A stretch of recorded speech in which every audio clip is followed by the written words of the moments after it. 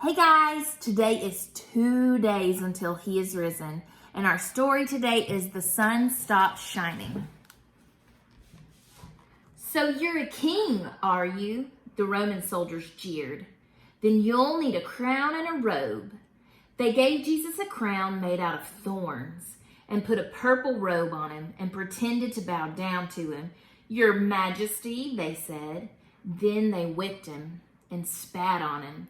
They didn't understand that this was the Prince of Life, the King of heaven and earth who had come to rescue them. The soldiers made him a sign, "Our King," and nailed it to a wooden cross. They walked up a hill outside the city. Jesus carried the cross on his back. Jesus had never done anything wrong, but they were going to kill him the way criminals were killed. They nailed Jesus to the cross. "Father, forgive them," Jesus gasped. "They don't understand what they're doing." "You say you've come to rescue us," people shouted, "but you can't even rescue yourself." But they were wrong. Jesus could have rescued himself. A legion of angels could have flown to his side if he'd called. "If you are really the Son of God, you could just climb down off that cross," they said. And of course, they were right. Jesus could have just climbed down. Actually, he could have just said a word and made it all stop. Like when he healed that little girl and stilled the storm and fed 5,000 people. But Jesus stayed. You see, they didn't understand. It wasn't the nails that kept Jesus there. It was love. "Papa," Jesus cried, frantically searching the sky. "Papa, where are you? Don't leave me." And for the first time and the last, when he spoke, nothing happened. Just a horrible, endless silence. God didn't answer. He turned away from his boy. Tears rolled down Jesus' face, the face of the one who would wipe away every tear from every eye.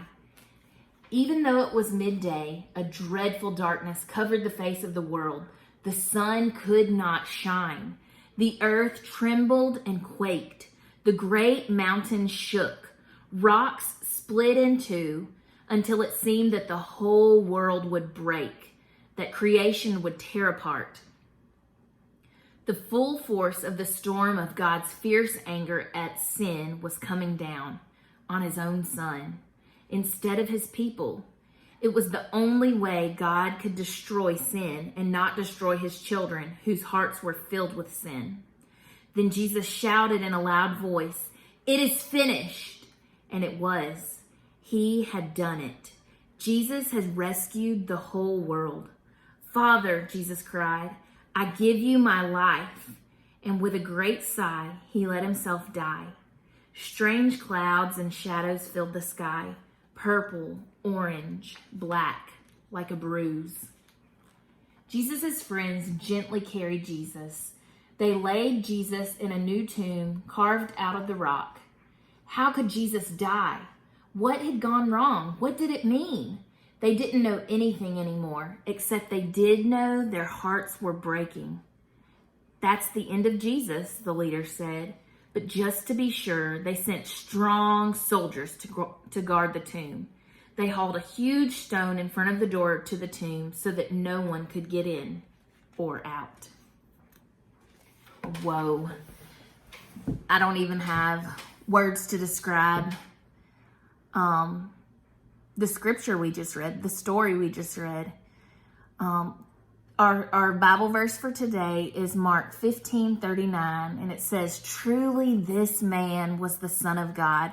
I cannot help but wonder, all of those doubters, all of those accusers, all of the people who chose to kill Jesus, I can't help but wonder what their thoughts were as soon as the sky went dark, as soon as the earth shook with an earthquake. And I think these are their thoughts. Truly, this was the Son of God. I think it's so important for us to know that Jesus came to the earth to die for us. And we're going to see what happens with the rest of the story. You know what we're counting down toward. So today is a really sad day, but it's the very reason that Jesus came. And so today is 2 days until he is risen.